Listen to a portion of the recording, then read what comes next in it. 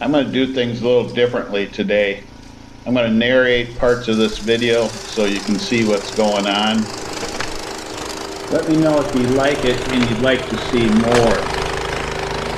I got about 8 inches of snow, but I ended up with about an inch of rain on top of it. So this snow is extremely wet. In fact, a lot of the places you can take and try and make a snowball and the water just squeezes right out of it. So any snow thrower that can handle this is above and beyond the normal ones. I looked around and looked at some of the other guys blowing snow, and none of them were having any luck at all. They were throwing the snow about 5 feet if it was coming out of the chute at all.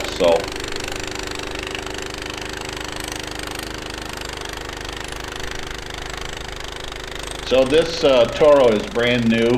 This is the Power TRX. It's a 28-inch, has a 420cc engine in it. As you can see, it walks through this heavy wet snow without any issues, and it throws it very well. So I'm going to let the video run here for a little bit and you can watch it work. Then we'll go up front and you'll get to see a better view of it.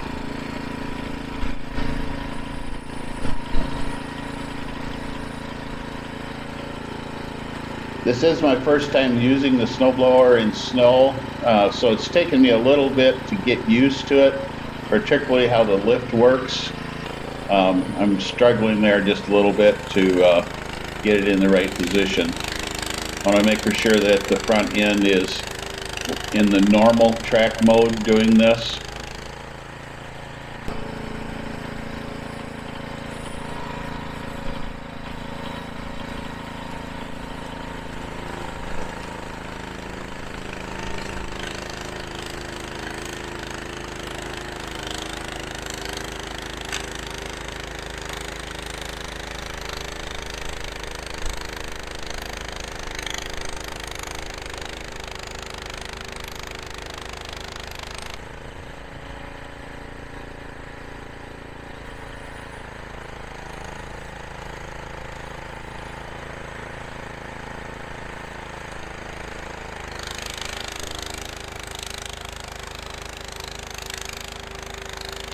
That's 25 feet between each building, so the snow thrower is throwing well over 25 feet at this point.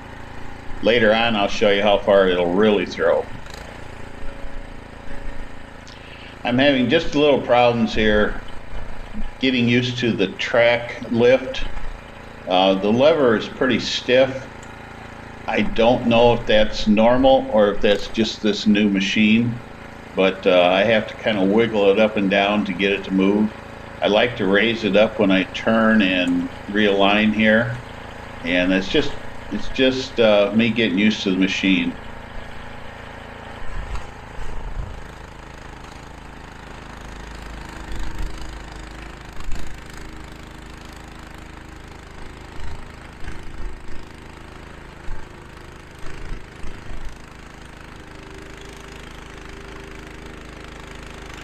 Going alongside this house here, there's only about 4 inches to clear, but it is just wet slush. So as you can see, it throws it right out. I'm pretty excited about how well it throws slush.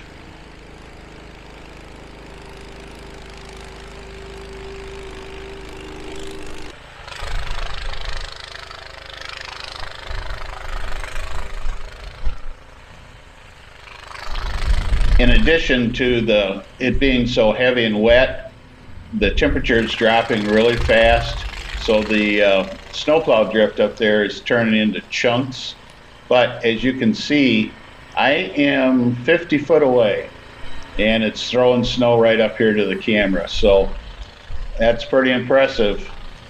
Slush, heavy wet snow, thrown at 50 feet.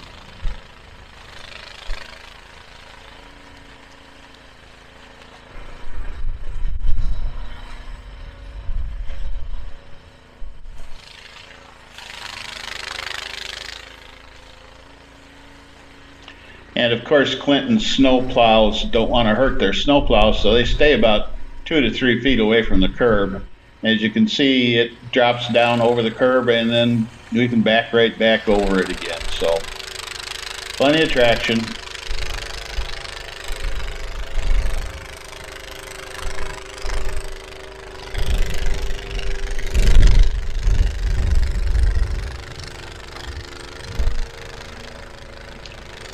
Toro Power Max HDs normally don't push snow the way this one is right now, but I am walking in water. The snow is that wet and heavy. So I got to stop and I got to check and make sure that those bolts that are holding the auger in haven't sheared off. So they're not shear pins, but they will break if you hit something heavy. But that's not the problem here. It's just the snow. So as you can see, it comes out just fine, but it just kind of wants to roll up into a ball in front. That's not the machine, that's just the mess I'm trying to deal with here today.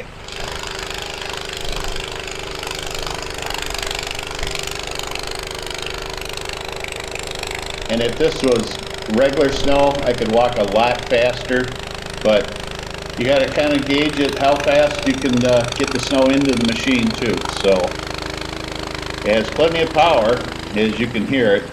It doesn't bog down at all. So I'm pretty impressed. In fact, after I got done doing the sections that we're going to look at in this video, I went ahead and did the whole block with this machine. It's just enjoyable to walk behind.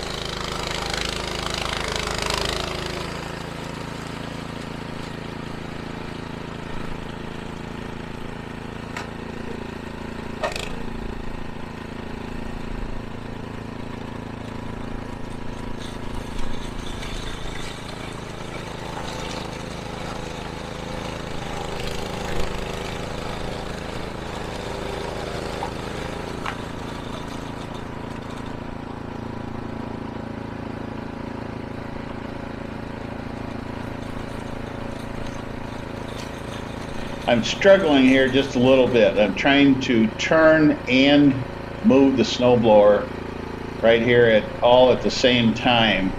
And what I should have done is I should have backed it up further and then started my turn a little bit earlier, then things would have gone a little bit better. But that's one of the things that I have to think about all the time when I'm using trigger steer is I've got to think ahead a little bit better.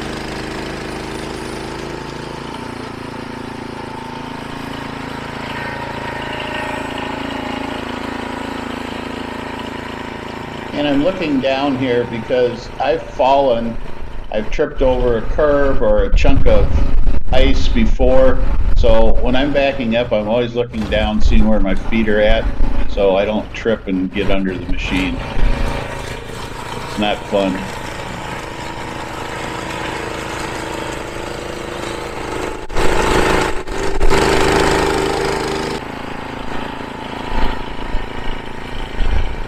Now remember, the Toro locks the front end down on the ground, so when you want to back up and turn, or what I'm doing right there, if you don't lift the front end up, you will lose traction trying to make that turn. If I was thinking, I would have raised up the front end and then did my backing up.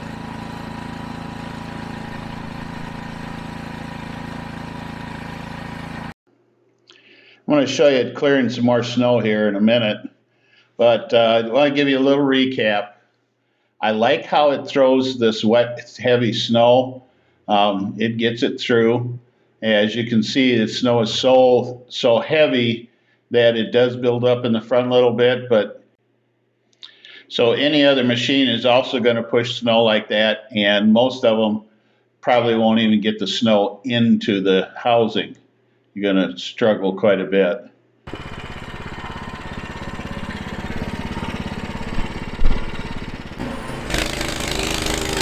Yeah, I sped this section up here to twice normal speed because, as you can see, I walk way too slow. So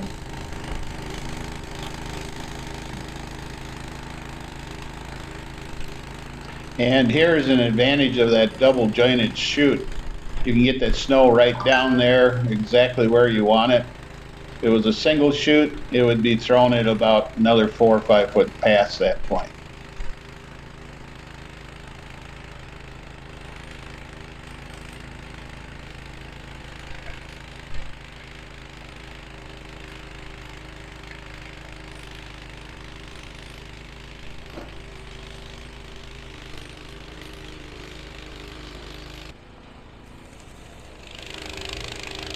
See how far it's throwing snow? And you see that pickup sitting there? That pickup is a snow contractor, and he's got a Cub Cadet tractor with a snowblower on it, and then he has about a 30-year-old Gilson. I was watching him trying to clear that parking lot off a while ago, and the Cub Cadet was plugging up, and the Gilson was only throwing snow about 3 feet. It was barely getting it out of the chute. So I had to open it up there and just harass him a little bit, show him what this Toro can do. He'll probably be down to the Toro dealer tomorrow trying to buy one like it. You think?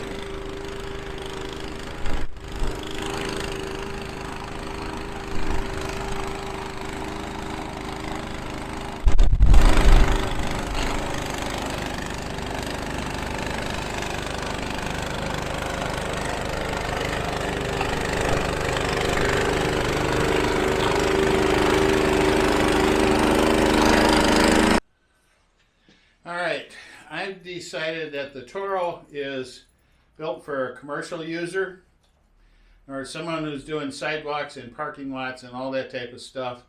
It works really well.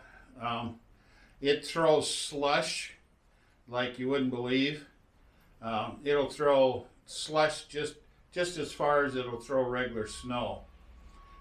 That's one thing I really like about it. The reason why I think it's more of a commercial machine for a commercial operator is that the front end locks down, and you can either have it in position like this in transport, or when you drop it down, the trax lock. So what that means is that for doing gravel, you have to adjust your skid shoes up so it has plenty of clearance. I tried doing it on some grass, and it just digs into the grass. That's to be expected with this type of a system. So as a homeowner, if you're just doing driveways, especially if you have a hard surface driveway, you got hills, stuff like that, it's really good. But if you got to go off-roading, the way it locks down,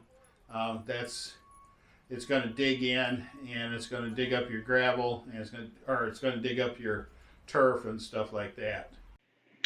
Remember, this is a brand new unit, and Toro got it 98% right.